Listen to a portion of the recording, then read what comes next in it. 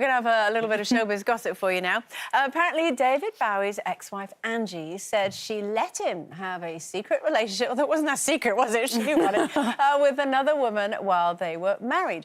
They called it a spiritual triangle. And Angie says, I don't know anyone else who could have an affair with my husband and never upset me or make me feel disrespected or neglected.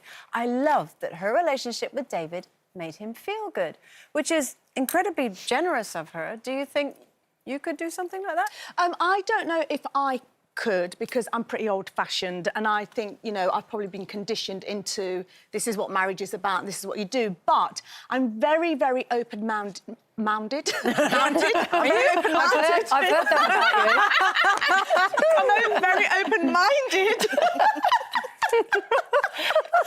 I'm very open-minded about, you know, how the future of relationships will be, and I welcome that idea because, you know, I think, you know, look at our society now. Who would have thought that gay marriage would be possible? Who would have thought we were talking about, you know, transgender and binary and all that kind of thing? And I think this is the next thing, because there are parts of me that believe that not one person can satisfy everybody's needs. All parts of it. And how do you then make society work around that? And also, I just want to say that I was doing a bit of a study on this because I thought, what are my opinions on this?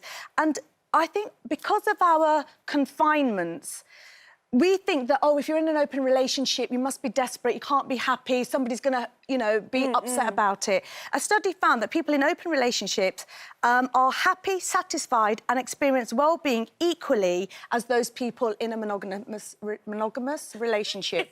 So I think we have to explore it and not poo-poo the idea. Oh, no, I think it's each to their own. And if everyone's aware of everything that's going on and everyone's consensual and happy, then great. But I hope it's not the way forward, Sarah.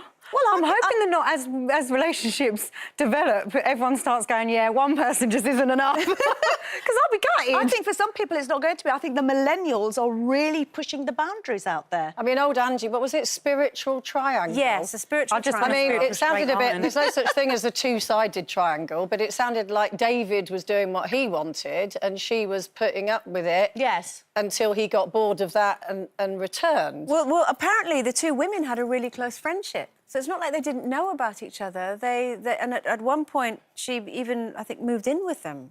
But were they leaping into bed together as well? Do you know something? It's just, I think, as you say, if everybody in the equation is on the same page, but a lot of the time, you know, you get people going, oh, yeah, we enjoy an open relationship, and you can see one half of them thinking, actually, no, I don't, but that's what I've got to do to keep you. Yeah. And I know you sort of say that you've been conditioned with marriage to sort of stay with somebody. But if you look, there are certain animals, you know, animals aren't particularly conditioned. There are certain animals in the animal kingdom that mate for life. And I don't know, Lobsters. I do... Sorry? Lobsters. So I knew you'd know. Yeah. I knew you'd know. All those species. Albatrosses do. But guys, what do you do in a relationship where that one person can't satisfy you? And I've got a list here. Sexually, they don't give you the excitement, emotionally, financially. I think you need to look at yourself. If you're trying to get that one person, or yourself, and you feel like, actually, I love this person, I don't want to disturb my situation at home, I've got everything here, no, but I what need I'm saying a bit is more. You need to look at yourself as to why that you are feeling that way about your partner, because... But what if they have looked at themselves and they thought, actually... Well, maybe they just don't love them, or maybe they just don't want to be with them anymore. I think if you're looking at your partner thinking, you're not exciting me or you're not giving me what I want in bed, have a conversation. But what if they've had the conversation and they've sort of decided, OK, look, I can't give you that, but I'm happy for you to go off and do that? I think if it's in a consensual two adults together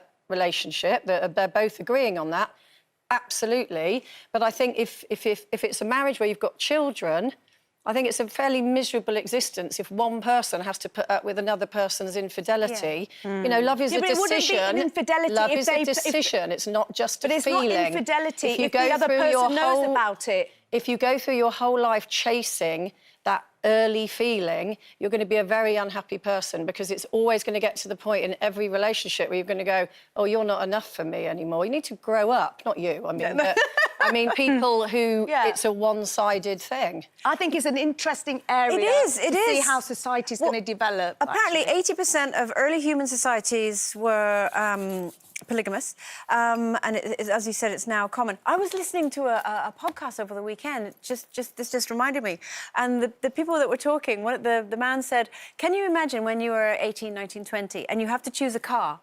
And you have to stick with that car for the rest of your life. Now, you might choose something that's kind of fast and zippy and all that, but then by the time you get to middle age, you don't want to drive a car like that People are living a lot longer and maybe as people well. are, you know... This is really people's ways saddening change. me, this chat. Oh. Just like trading in your old cars if you're married.